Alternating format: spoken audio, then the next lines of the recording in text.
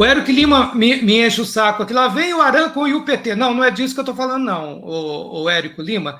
É uma elaboração um pouco mais sofisticada.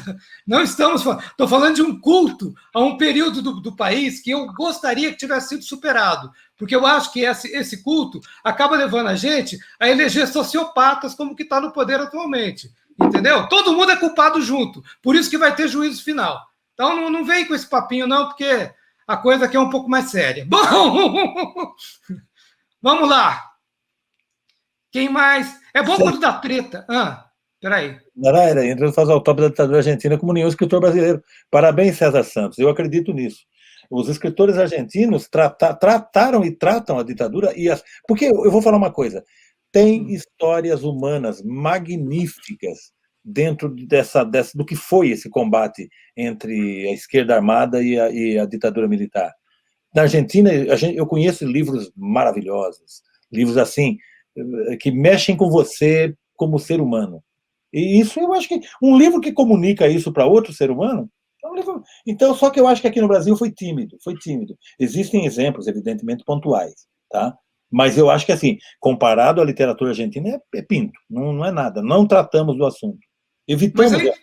Evitamos o assunto. Bom, muito bom. E você, cara, uma vez o Ivan Lessa, um grande escritor também, ele escreveu que o brasileiro tem fôlego curto. Ele falou, olha, o brasileiro tem fôlego curto, o nosso jogo é o conto, é a crônica, é a narrativa curta, não é o grande épico de 500 páginas. Você concorda, discorda? O que você acha disso? Mas esse é o problema, né, cara? Aqui existiu essa maldição do grande romance brasileiro, né? Você deve estar falando. O Ivan Lessa falava disso, né? Ele foi cobrado por isso, inclusive, né? Mas isso, na verdade, serviu para paralisar muitas vocações. Isso sempre acontece. Quando você atribui a alguém uma obrigação em literatura, você está sacrificando alguma coisa. Talvez o grande romance brasileiro nem seja escrito, ou talvez ele já esteja escrito e nós não estamos enxergando ele. Por exemplo, quando eu falo em década de 70, eu vou reler Quarupi, do Antônio Calado. É um baita livro. Eu acho que esse livro deveria ser lido hoje, inclusive. Ele seria de uma atualidade detestável. Detestável ler aquilo e ver o que o Brasil virou. Sabe? É um negócio. Existe até um outro jogo aí ao reler esse livro. Entende? Então eu acho maravilhoso essa possibilidade. Agora, a literatura sempre vai ter lugar, cara. Ela vai comentar isso aí. Ela vai. Eu estou interessado nos caras da década de 70, porque eu acho que nós estamos vivendo um período muito parecido. Não à toa o Baixo Esplendor se passa na década de 70. Não é por aí. Pois é. Eu queria puxar um troço sobre isso também, porque a ação do livro se passa durante a ditadura. Eu entendo por que você fez essa escolha, porque existe uma força ali que não responde para ninguém, que não é polícia civil, que não é polícia militar, e que faz o que bem entende, e isso bagunça a trama. Isso. Então eu entendo. Mas, por outro lado, cara, eu acho que os criadores brasileiros têm como é que eu diria, um fascínio pela ditadura que me preocupa. Porque se vira e mexe, alguém está escrevendo um livro, a Globo está fazendo uma novela, e me parece que, no fundo disso, desse fascínio pela ditadura, tem um certo desprezo pela democracia. Ou seja, que a gente, enquanto criador, não acredita na democracia, por isso que a gente não escreve sobre ela. Você concorda ou discorda? Não, nem um pouco. Nem uma vírgula. Não assinaria uma vírgula dessa sua frase. Não, por quê? Não me envolva nessa falcatrua. Não acredito. Não acredito. Boa, vamos lá! Eu vou ser sincero. Eu acho que a literatura brasileira pouco tratou da ditadura. É pontual. Esqueça os livros memorialísticos, importantíssimos. O que é Ex-Companheiro, Os Carbonários, livros importantes. Nossa, Combate nas Trevas. Tudo isso aí, esse material é importante, porque esse material faz parte da nossa história. Queiramos ou não, nós somos produtos desse momento. Não existiria Bolsonaro se nós não tivéssemos vivido uma ditadura. Isso é importante não perder de vista. Sabe? Sim, sem dúvida. A história de um país não se faz de cliques. É todo um processo de construção, a dialética explica isso. Enfim, não vamos entrar nessa conversa, porque essa conversa é chata. Mas eu quero dizer o seguinte, o Brasil, cara, ele fala pouco da ditadura. Se você comparar, por exemplo, com a literatura argentina, eu estou falando de ficção. A literatura argentina, o que a literatura argentina porque eu acho que tem histórias humanas magníficas. Não me interessa o político, Aran.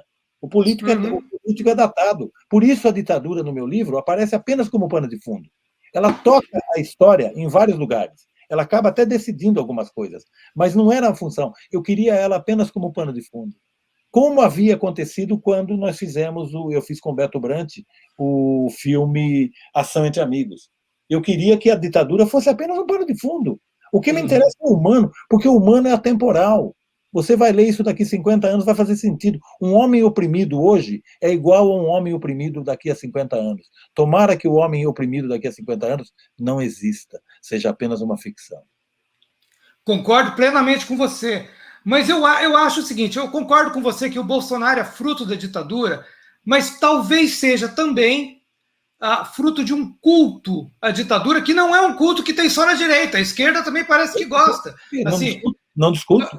Né, assim, parece que, sei lá, a direita gosta porque gosta de bater, a esquerda gosta porque gosta de apanhar. Tem uma relação meio sadomasoquista, você não acha, não? Não chegaria tanto. Eu fico pensando apenas o seguinte: a ficção, ela não passou o país a limpo. Ela acompanhou um pouco o que aconteceu na vida real, que o brasileiro nunca passou a ditadura limpa, como, por exemplo, a Argentina passou. Sim. Para dar um exemplo dos nossos irmãos aqui, onde matou mais gente, etc. Sabe? Não existe comparação de tragédia. Tragédia é tragédia, não adianta. E isso foi uma tragédia na vida dos brasileiros.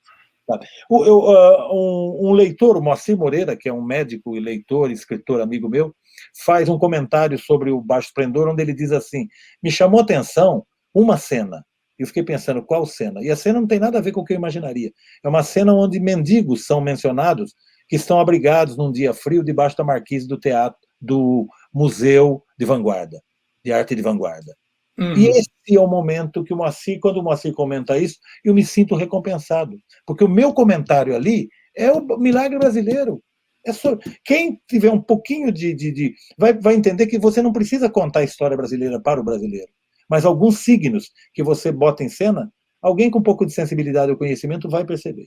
Eu me senti assim muito recompensado. Você não sabe o quanto.